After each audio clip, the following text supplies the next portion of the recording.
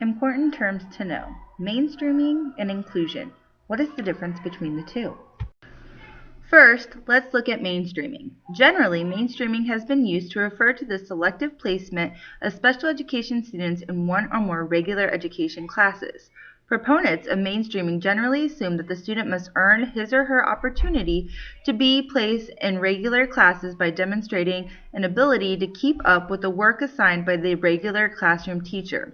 This concept is closely linked to traditional forms of special education services delivery.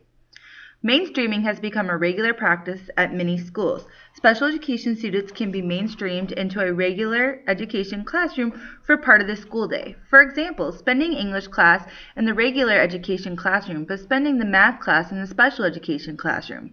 Mainstreaming is customizable and often relies on the judgment of the regular classroom teacher and the special education teacher, both of whom will keep in constant communication to clearly evaluate a student's progress.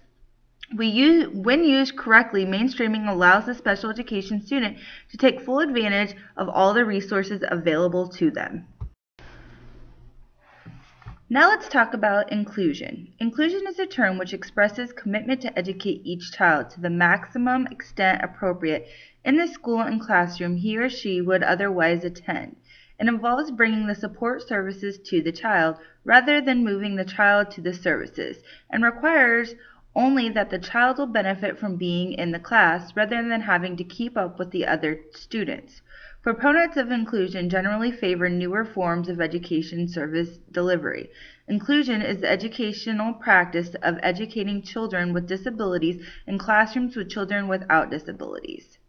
There are generally two models for inclusion: push-in or full inclusion. Push-in has the special education teacher enter the classroom to provide instruction and support to children. The push-in teacher will bring materials into the classroom. The teacher may work with the child on math during the math period, or perhaps reading during the literacy block. The push-in teacher also often provides instructional supports to the general education teacher, perhaps helping with differentiation of instruction. Full inclusion places a special education teacher as a full partner in a classroom with the general education teacher. The general education teacher is the teacher of record and is responsible for the child, even though the child may have an IEP. There are strategies to help children with IEP succeed, but there are also many challenges. No doubt not all teachers are well suited to partner in full inclusion, but skills for collaboration can be learned. Differentiation is an important tool to help children with disabilities succeed in an inclusive classroom. Differentiation involves providing a range of activities and using a variety of strategies for children with different abilities, from learning disabled gifted to successfully learn in the same classroom.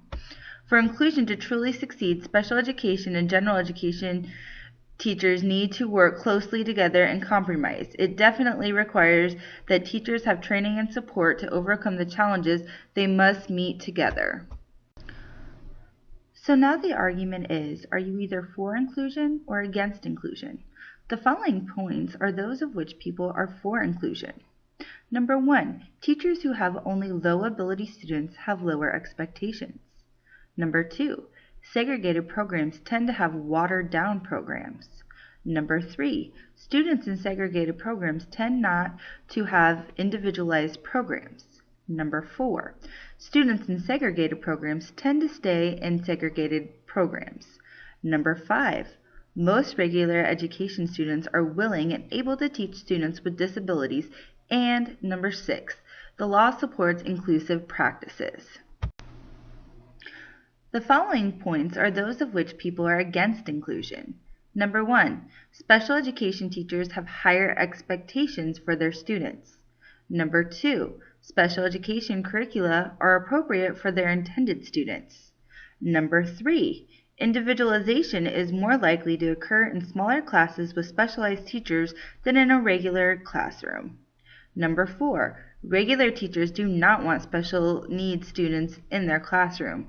And number 5, students with disabilities have never been well served in regular education, and there is nothing to indicate that teachers are any more able to deal with them now than they were previously.